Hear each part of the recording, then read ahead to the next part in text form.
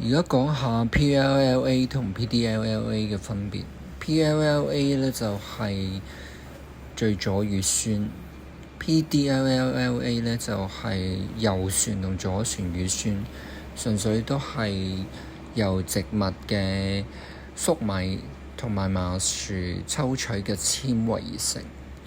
咁 PLLA 咧就可以同 CMC 溝埋，咁 CMC 咧就可以令到嗰個微球咧分佈得好均勻，同埋減少發炎。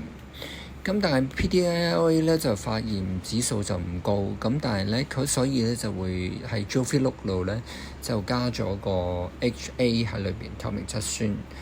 咁兩者係 PLLA 咧比較長久啲，同埋佢刺激嘅膠原蛋白咧就比較強烈啲嘅。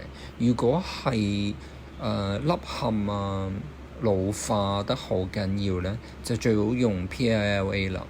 咁 PLLA 嘅話咧就係講到sculpture 係最耐嘅，但係佢嗰個分子咧就大，同埋容易有結節。而係最好嘅話咧，就應該係 Jolene 啦，細面針啦。